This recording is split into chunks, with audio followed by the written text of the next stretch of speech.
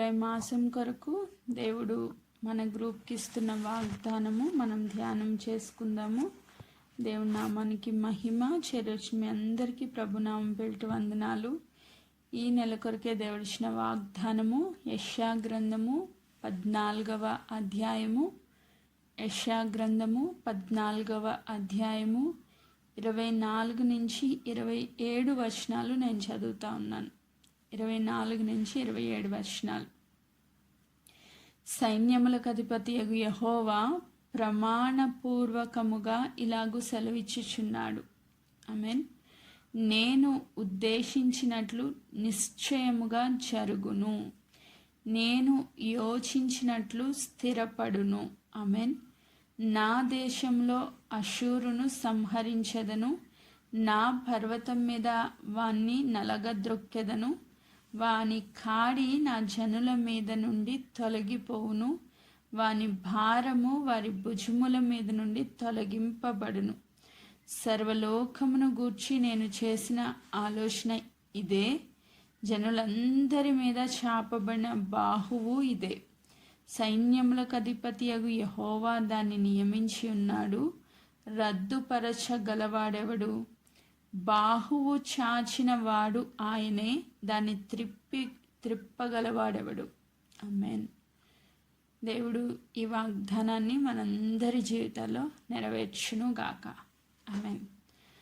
So 24వ వచనంలో దేవుడు ఏమంటున్నారంటే, సైన్యములకు అధిపతియగు యెహోవా.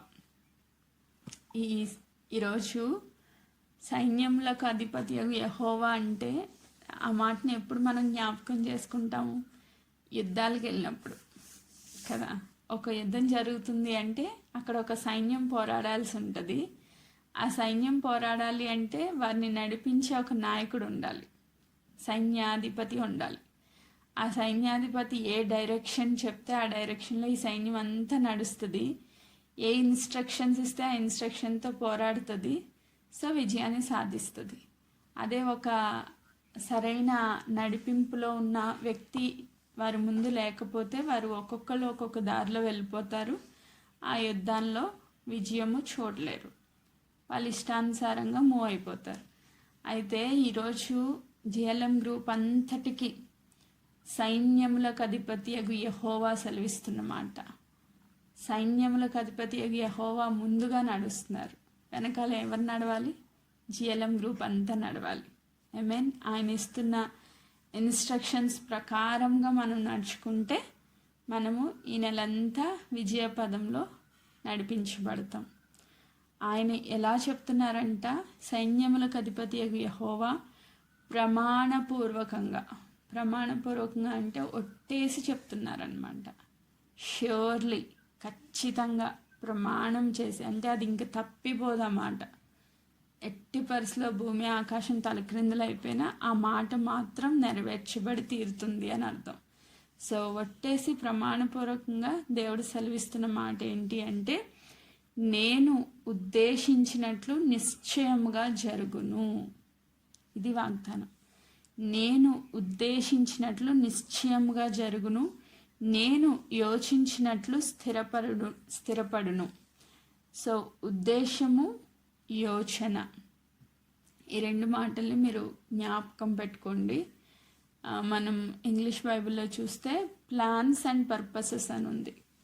దేవునికి కొన్ని ఉద్దేశాలు ఉన్నాయి నీ జీవితంలో ఈ నెలలో ప్రత్యేకంగా. దేవుడికి కొన్ని ప్లాన్స్ ఉన్నాయి నీ జీవితంలో ప్రత్యేకంగా. అలాగే దేవుడికి కొన్ని పర్పసెస్ ఉన్నాయి నీ జీవితంలో. సో అవన్నీ ఖచ్చితంగా నెరవేరుస్తాను అంటున్నారు. ఆమేన్. దేవుడు ప్రతి ఒక్కరి జీవితంలో ఒక పర్పస్ మీద ఒక ప్లాన్తో ఈ లోకంలోనికి పంపించారు. దేవుని సార్వభౌమాధికారంలో ఆయన చిత్తానుసారంగా ఆయన ప్లాన్స్ ప్రకారంగా జీవించే వ్యక్తుల జీవితాలు ఎంత అద్భుతంగా ఆశీర్వదించబడతాయో మనకి బైబిల్ గ్రంథంలో అనేకమైన ఎగ్జాంపుల్స్ చూడొచ్చు. మొదటిగా ఫర్ ఎగ్జాంపుల్ అబ్రహాం గారిని తీసుకుంటే దేవుడు ఒక ఉద్దేశంతో ఆయన పిలుచుకున్నారు. ఆయన పట్ల దేవునికి ఒక ప్రణాళిక ఉంది, ఒక ప్లాన్ ఉంది, ఒక పర్పస్ మీద పిలుచుకున్నారు. ఏంటి ఆ ప్లాను అంటే ఆయన అన్య జనాంగంలో నుంచి, విగ్రహారాధనలో నుంచి బయటకు వచ్చి దేవుని చిత్తంలో ఆయన స్థిరపరచబడాలి అని ఆయనకున్న ఆ కొదువ ఏదైతే ఉందో, ఆ బిడ్డలు లేని ఆ గొడ్రాలతనంలో శారమ్మ గారు ఏదైతే బాధపడుతూ ఉన్నారో దాన్ని తీర్చి ఆ సంతానం ద్వారా ఈ భూలోకం అంతా ఆశీర్వదించబడాలి అని ఆయనకు ఒక ప్లాన్ ఉంది, పర్పస్ ఉంది. కాబట్టే దేవుడు అబ్రహాంని పేరు పెట్టి పిలుచుకున్నారు. ఆమేన్. అలాగే మనం ఇంకా చూస్తే మోషే గారి జీవితంలో కూడా ఒక ప్లాన్ ఉంది, ఒక పర్పస్ ఉంది. ఆ అగ్ని పొదల్లో నుంచి మోషేని దేవుడు దర్శించడానికి ఒక ప్లాన్, ఒక పర్పస్ ఉంది. ఏంటా ప్లాన్ అంటే ఆ ఇశ్రాయేలు ప్రజలందరినీ విడిపించడానికి ఒక నాయకుడు అవసరమయ్యారు దేవునికి. ఆ నాయకుడిగా మోషే గారిని నియమించడానికి దేవుడు ఆయన పిలుచుకున్నారు. ఆ ప్లాన్ని ఎగ్జిక్యూట్ చేయడానికి దేవుని చిత్తము ఏంటి, వారు పాలు తేనెలు ప్రవహించి దేశంలో ప్రవేశపెట్టాలని, అక్కడ వారు సమృద్ధితో జీవించాలని, ఆ పర్పస్ అంతా ఫుల్ఫిల్ అవ్వాలి అంటే, ఆ ఉద్దేశం నెరవేర్చబడాలి అంటే మోషే గారిని దేవుడు పిలుచుకున్నారు. ఒక ప్లాన్ అండ్ ఒక పర్పస్తో పిలుచుకున్నారు. ఆమేన్. నెక్స్ట్ ఇంకా మనం చూస్తే దావీదు, గొర్రెల దొడ్లో గొర్రెలు కాసుకునే దావీదుని పిలిచి 12 గోత్రాల పైన ఒక రాజుగా సమూయేలు ద్వారా అభిషేకించి కొన్ని దినాలు శత్రువు వెంటాడినప్పటికీ శత్రు సమూహాన్ని సంపూర్ణంగా లయపరిచి ఆయన్ని ఒక అధిపతిగా, పాడి గొర్రెలు మేపుకునే వ్యక్తిని తీసుకెళ్ళి దేవుని ప్రజలను పరిపాలించే వ్యక్తిగా చేయాలన్నది దేవుని plan and purpose. Amen. So ఈ లోకంలోనికి యేసుక్రీస్తు ప్రభువుని పంపించడానికి కూడా ఒక ప్లాన్, పర్పస్ ఉంది. ఏంటా ప్లాన్ అంటే, లోకమంతా పాపంలో నశించిపోతూ ఉంది. ఆ లోక పాపాలను మోసుకుని పోయే దేవుని గొర్రెపిల్లగా యేసుక్రీస్తు ప్రభు ఈ లోకానికి రావడము, ఆయన శిలువ మరణము ద్వారా ఆ పాపానికి సంపూర్ణ విమోచన ప్రకటించడము, ఆయన తిరిగి లేవడం ద్వారా ఒక గొప్ప నిరీక్షణ మనకు అనుగ్రహించి ఆయన వల్ల మనం కూడా తిరిగి లేచి ఆయన ఉండే స్థలానికి వెళ్ళడం, అది ఆయన plan and purpose. Amen. So ప్రతి ఒక్కరి జీవితాల్లో మీరు బైబిల్ స్టార్ట్ ఎండ్ మీరు ధ్యానం చేయండి. ప్రతి ఒక్కరి జీవితాల్లో ఒక ప్లాన్, ఒక పర్పస్తో దేవుడు ఈ లోకంలోనికి ప్రతి ఒక్కరిని తీసుకొచ్చారు. ఆమేన్. అది బైబిల్ గ్రంథం వరకునేనా అంటే మన జీవితాల్లో కూడా ఒక ప్లాన్ అండ్ ఒక పర్పస్ దేవునికి ఉన్నది. ఆమేన్. నువ్వేదో అనుకోకుండా ఈ లోకంలో సడన్గా పుట్టేయలేదు, అనుకోకుండా మీ తల్లి గర్భంలో పడిపోలేదు, ఏదో ఎన్నో కోట్ల కణాలు చనిపోతే అనుకోకుండా నువ్వు ఒక్క దానివే ఫలదీకరణ చెంది ఈ లోకంలోకి వచ్చేయలేదు. సో ఖచ్చితంగా ఒక బీదవాడు మొదలుకొని ఒక ధనవంతుడి వరకు, ఒక చిన్న స్థితిలో ఉన్న వ్యక్తి మొదలుకొని ఒక గొప్ప స్థితిలో, గొప్ప వంశంలో పుట్టిన వారి వరకు ప్రతి ఒక్కరి పట్ల దేవునికి ఒక ప్లాన్ ఉంది, ఒక పర్పస్ ఉంది. ఆమేన్. ఇక్కడున్న ప్రతి ఒక్కరి పట్ల, ఇక్కడ కనెక్ట్ అయిన మీ అందరి పట్ల కూడా దేవుడికి ఒక ప్లాన్ ఉంది, ఒక పర్పస్ ఉంది. అయితే మనం ఏం చేస్తామంటే ఆయన ప్లాన్స్ ఏంటో మనము తెలుసుకోకుండా మన ఓన్ ప్లాన్స్లో వెళ్ళిపోతూ ఉంటాం. సో అది ప్రాబ్లం.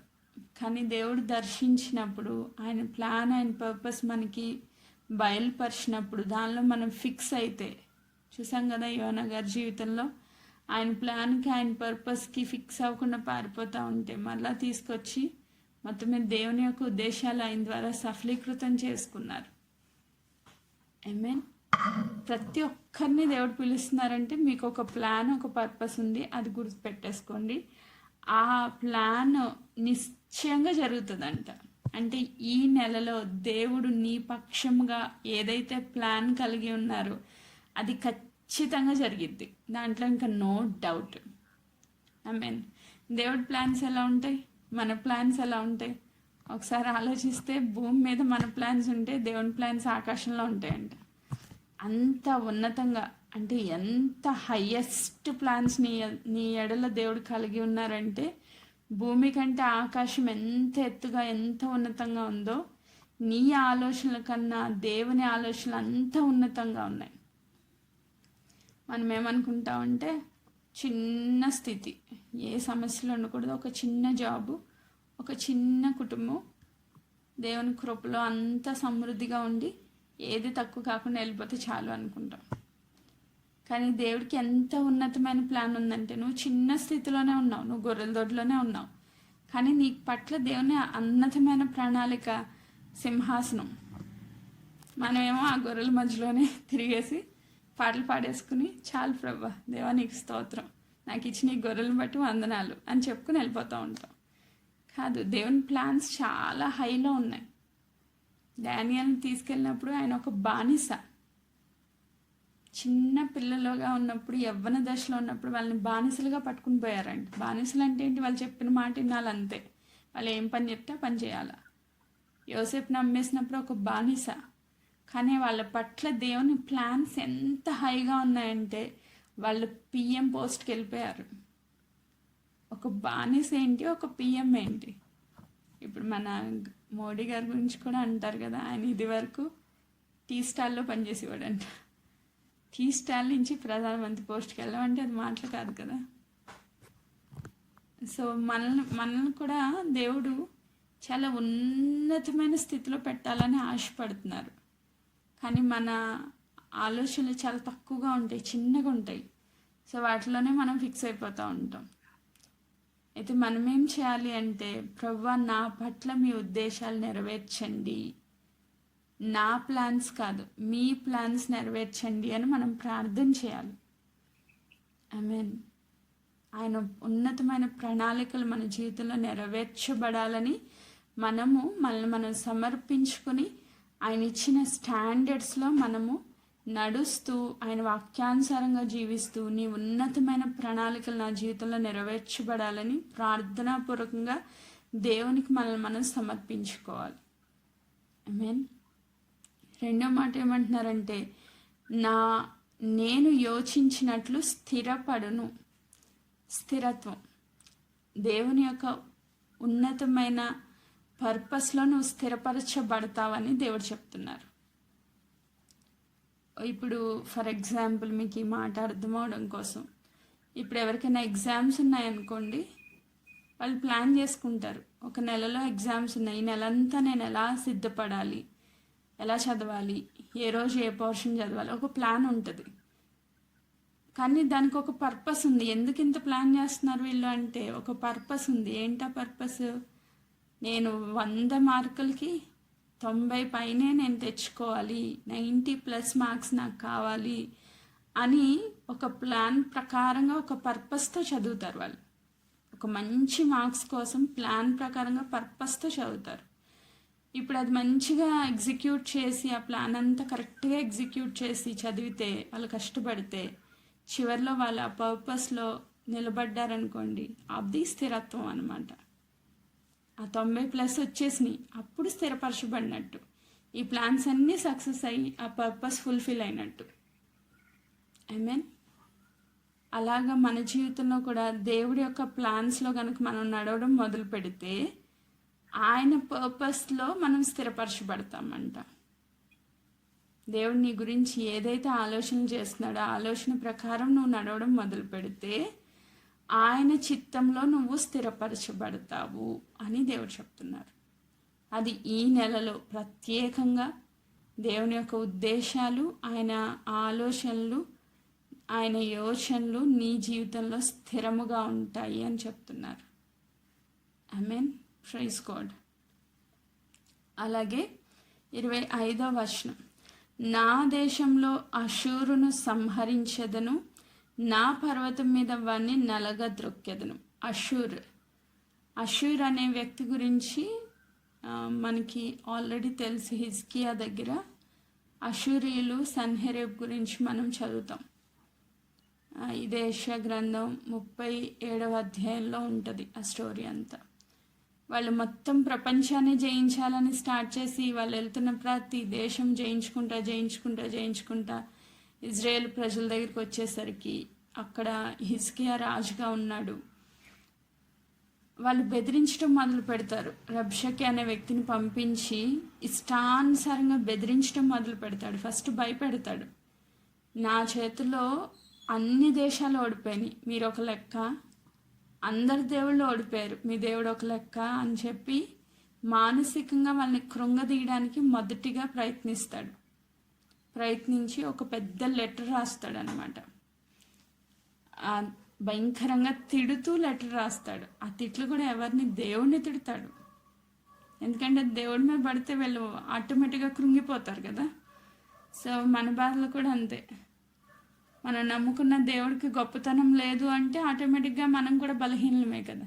సో దేవుని మీదని దాడి చేయడం మొదలుపెట్టినప్పుడు ఆ లెటర్ తీసుకొచ్చి హిజ్కియా దేవుని సన్నిధిలో పెట్టి ఆయన ప్రార్థన చేయడం మొదలు పెడతాడు. చాలా అద్భుతంగా ఉంటుంది ఆ ప్రేయర్. ఆయన ప్రార్థన చేస్తూ ఇంకొక పని ఏం చేస్తాడంటే తన సేవకుల్ని పిలిచి యెషయా దగ్గరికి పంపిస్తాడనమాట. ఏం చేయాలి, ఇంత నింద, ఇంత అవమానము దేవుని బిడ్డలకి, దేవునికి వచ్చింది అని చెప్పి కన్నీటి ప్రార్థనలు చేస్తూ ఆయన్ని ప్రవక్త దగ్గరికి పంపించినప్పుడు యెషయా చెప్పిన మాట, నువ్వు భయపడకము అని చెప్పి ఒకసారి చదువుతా. యెషయా గ్రంథమే 37వ అధ్యాయము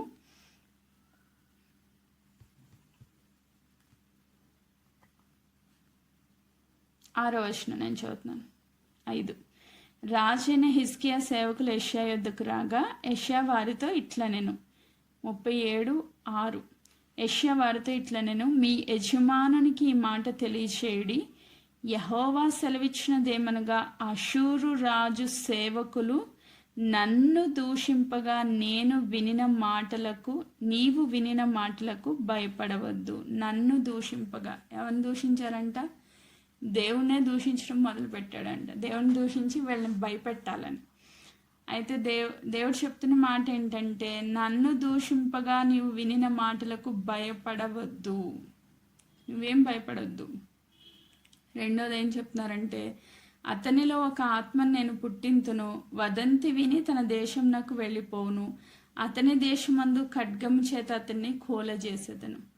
ఒక వదంతి వాళ్ళలో నేను పుట్టిస్తాను, ఒక పని నేను చేస్తాను, దానికి వాళ్ళు భయపడి పారిపోతారు, మీ దేశంలో అడుగు కూడా పెట్టరు వాళ్ళు అని చెప్పి దేవుడు సెలవిచ్చారు. దేవుడు సెలవిచ్చినప్పుడు నిజంగా ఆ మాటల్ని రిసీవ్ చేసుకుని దేవుని సన్నిధిలో ఎంతో కన్నీటితో ప్రార్థనలు చేసుకుంటూ హిజ్కియా చేసిన ప్రార్థనలో ఒక్క మాట నేను చదువుతున్నాను. 20వ వచనం, అదే 37వ అధ్యాయం 20వ వచనం. యెహోవా, లోకమందున్న నీవే నిజముగా నీవే అద్వితీయ దేవుడవైన యెహోవావని సమస్త జనులు తెలుసుకున్నట్లు అతని చేతిలో నుండి మమ్మను రక్షించుము. అషూర్ ఈరోజు దేనికి గుర్తు అంటే, మిమ్మల్ని ఎవరైతే భయపెడుతున్నారో వారికి గుర్తు. అషూరీల సైన్యం ఒక అనారోగ్యమైన అయి ఉండొచ్చు మిమ్మల్ని భయపెట్టేది, ఒక ఆర్థిక ఇబ్బంది అయినా అయి ఉండొచ్చు మిమ్మల్ని భయపెట్టేది, ఒక కుటుంబ సమస్య అయినా అయి ఉండొచ్చు మిమ్మల్ని భయపెట్టేది. ఏది ఈరోజు నీకు ఎగైనెస్ట్గా ఉందో ఆ అషూరు సైన్యానికి నువ్వు భయపడొద్దు అని దేవుడు చెప్తున్నారు. ఎందుకంటే లోకమందున్న అద్వితీయ దేవుడైన యెహోవా సమస్త జనులు తెలుసుకునేటట్లుగా అతని చేతిలో నుంచి నిన్ను విడిపించడానికి ఆయన రెడీగా ఉన్నారు. సో ఈ నెల ఏంటంటే విడుదల, అషూర్ చేతిలో నుంచి విడుదల. ఆమేన్, ప్రైజ్ గాడ్. ఇంకా ఆ విడుదల ఎంత అద్భుతంగా వచ్చింది వీళ్ళకి అంటే 33వ వచనం.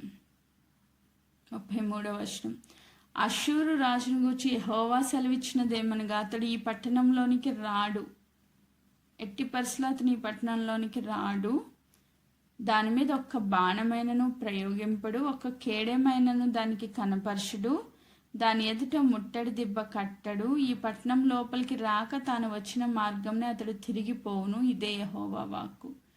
ఇంతవరకు నిన్ను భయపెట్టాడు అసలు వీళ్ళకి గుండెలు కరిగిపోయినాయి అంట వాళ్ళ మాటలు విని వాళ్ళ సైన్యం చూసి అంత భయపడ్డారు. అయితే ఇంత భయపెట్టినా కూడా వాడు ఒక్క బాణం కూడా నీ మీద వేయడానికి దేవుడు అనుమతించరు. ఏం చేస్తారంట, నా నిమిత్తము నా సేవకుడైన దావీదు నిమిత్తం నేను ఈ పట్టణంను కాపాడి రక్షించెదను, నేను నిన్ను కాపాడి రక్షిస్తాను, నువ్వు వారికి భయపడొద్దు. ఏ సమస్య గుండా నువ్వు వెళ్తున్నావు ఆ సమస్యలకు నువ్వు భయపడవద్దు, నేను నిన్ను విడిపిస్తాను, అష్షూరు సైన్యం నుంచి నేను నిన్ను విడిపిస్తాను అని చెప్తూ 36 అంతటి యెహోవా దూత బయలుదేరి అష్షూరు వారి దండుపేటలో 185,000 మందిని మొత్తెను. హిజ్కియా కానీ అతని సైన్యం కానీ ఏమాత్రం యుద్ధం చేయలేదు. ఇక్కడ ఈ మాట మనం అబ్జర్వ్ చేయాలి. దేవుని యొక్క దూత వచ్చి రాత్రికి రాత్రి 180,000 మందిని మొత్తిందంట. వాళ్ళందరూ పొద్దున్న లేసేసరికి సవాలుగా పడి ఉన్నారు. 180,000 మందిని ఒక్క దూత ఒక్క రాత్రిలో తుడిచేసింది. ఒక వ్యక్తి చనిపోయి ఒక శవం కనిపిస్తేనే మనకు కంగారు అయిపోద్ది కదా. 180,000 మంది అంటే ఎన్ని శవాలు చూడండి. పొద్దున్న లేసేసరికి వాళ్ళకి ఏం అర్థం కాల. రాత్రికి రాత్ర దేవుని దూత యుద్ధం చేస్తే పొద్దున్న లేసేసరికి అష్షూరు రాజుకి ఏం చేయాలో అర్థం కాక వెంటనే నినివే పట్టణానికి పారిపోయాడంట. అక్కడ వాళ్ళ గుడిలోనే వాళ్ళ కుమారులతో వధించబడ్డాడు. ఆమేన్.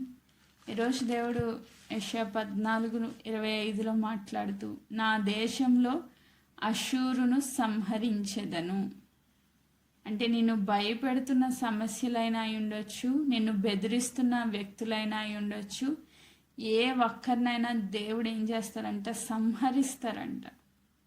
ఇంకా ఆయన తుడిచేస్తే ఎలా ఉంటుందంటే, ఫరో సైన్యాన్ని దేవుడు తుడిచేశారు. ఏమైంది, మొత్తం ఇంక శేషం లేకుండా, శత్రు శేషం లేకుండా తుడిచేశారు. ఆయన చేస్తే అలా ఉంటుంది అనమాట. Praise God. ఇంకా చెప్తారు, అష్షూరుని సంహరిస్తాను, నా పర్వతం మీద వాడిని నలగా త్రొక్కెదను, వాని కాడి నా జనుల మీద నుండి తొలగిపోను. కాడి అంటే నువ్వు ఏదైతే భారం మోస్తున్నావో అది, దాని నుంచి నేను నిన్ను విడిపిస్తాను అంటున్నారు. చాలా భారాలు మన నెత్తి మీద సాతాను గడి పెట్టేస్తూ ఉంటాడు, మనకు తెలియదు అది. ఆ భారం మనం మోస్తూనే ఉంటాం. దేవుడు ఏమంటున్నారు, భయపడకము, పిచ్చుకల కంటే మీరు శ్రేష్ఠులు, మీకు ఏది అవసరమో నాకు తెలుసు, నేను సమస్తాన్ని సమకూరుస్తాను, అన్న వస్త్రాల గురించి మీరు భయపడొద్దు, చీకు చింతలు లేకుండా హ్యాపీగా ఉండండి అని దేవుడు చెప్తారు. మత్తయి 6 చివరి భాగంలో, మరి నా రాజ్య నీతిని వెతకండి, సమస్తాన్ని నేను మీకు అనుగ్రహిస్తానంటారు. మనం ఏం చేస్తూ ఉంటాం, ఎప్పుడు అదే ఆలోచన, ఈ నెల ఎలా గడుస్తుంది, పిల్లల ఫీజులు ఎలా కట్టాలి, కుటుంబాన్ని ఎలా పోషించుకోవాలి. నిజంగా ఇప్పుడున్న పరిస్థితుల్లో, ఇప్పుడున్న పోటీ ప్రపంచంలో పిల్లల్ని చదివించడము, ఆ ఫీజులు కట్టడం చాలా కష్టపడుతున్నారు. ఒక్క పిల్లాడు చాలే, వీడిని సరిగ్గా చదివించుకుంటే చాలే అన్న పరిస్థితికి వచ్చేసింది అందరి ఆలోచనలు. 2 పిల్లల్ని పెంచడం చాలా టఫ్గా ఉంది. కానీ దేవుడు చెప్తున్నారు, మీకు ఏది ఏ టైంకి అవసరమో నాకు తెలుసు, నేను సమస్తాన్ని సమకూరుస్తాను. ఆమేన్. ఆ కాడి ఏదైతే నువ్వు మోస్తున్నావో ఆ కాడిని దేవుడు విరగ్గొట్టబోతా ఉన్నారు. ఆ భారాన్ని అంటే నువ్వు ఒక్కడే మోస్తున్నావు అనుకున్నావు, కంగారు పడిపోయి టెన్షన్ పడిపోయి, ఆ కాడిని దేవుడు విరగ్గొట్టాలని ఆశపడుతున్నారు.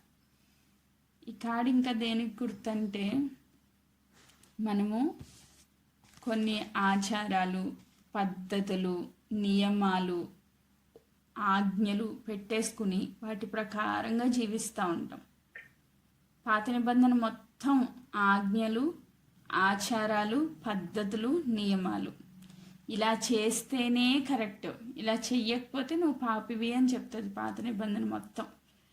బలులు అర్పించాలి, అర్పించకపోతే నువ్వు పాపివి. సో నీ పాపానికి విడుదలగా బలి అర్పించాలి, ఈ పద్ధతి ఫాలో అవ్వాలి, ఈ ఆచారం ప్రకారంగానే నువ్వు జీవించాలి. కొన్ని రూల్స్ అండ్ రెగ్యులేషన్స్ ఖచ్చితంగా నువ్వు ఫాలో అవ్వాలి. కానీ క్రొత్త నిబంధనలో దేవుడు ఆ కాడిని విరగ్గొట్టేశారు. ఇప్పుడు ఏ పద్ధతి, ఏ ఆచారము, మూఢనమ్మకాలు దేవుని బిడ్డల జీవితాల్లో వెళ్ళడానికి వీల్లేదు. మూఢనమ్మకాలు అంటే పూర్వత్రాల నుంచి కొన్ని ఉండిపోతాయి. మీరు అన్ని జనాంగం నుంచి వచ్చిన వాళ్ళైతే ఇంకా ఘోరంగా ఉంటాయి. దేవుని బిడ్డలు అయ్యాక కూడా కొన్ని మూఢనమ్మకాలు. పిల్ల వదిలేస్తే భయం, అది నల్ల పిల్ల అయితే ఇంకా భయం, ఏవో ఎవరైనా ఏదన్నా తుమ్మితే భయం, దగ్గితే భయం, అన్నీ చాలా మూఢనమ్మకాలు. గడప మీద నుంచి మనీ ఇవ్వకూడదు అంటారు. రకరకాల ఆచారాలు, పద్ధతులు, ఇవన్నీ కాడనమాట. దీని నుంచి నేను విడుదల ఇచ్చేసాను అంటారు దేవుడు. గలతీకి రాసిన పత్రికలో తర్వాత చదువుకోండి, మనకు అంత టైం లేదు. గలతీ పత్రిక 4-5 అధ్యాయాలు చదివితే అక్కడ చాలా క్లియర్గా ఉంటుంది. సరే 5వ అధ్యాయం 1వ వచనం నేను చదువుతున్నా. గలతీ 5:1. ఈ స్వాతంత్రం మనకు అనుగ్రహించి క్రీస్తు మనలను స్వతంత్రులుగా చేసి ఉన్నాడు. కాడి మోయడానికి కాదు దేవుడు మనల్ని పిలిచింది, ఆ కాడి విరగ్గొట్టి స్వతంత్రులుగా చేసేసారంట. ఆమేన్. మీరు స్థిరముగా నిలిచిన ఎడల దాస్యమను కాడి క్రింద చిక్కుకొనకుడి. క్రీస్తులో నువ్వు స్థిరపడితే దాస్యత్వం నుంచి విడుదల. దాస్యత్వం ఏం దాస్యత్వం అంటే యోహాను సువార్త 8వ అధ్యాయంలో, యోహాను సువార్త 8వ అధ్యాయం, దాస్యత్వం అనే కాడి కింద చిక్కుకొనవద్దు అని దేవుడు చెప్తున్నారు. ఏంటా దాస్యత్వం?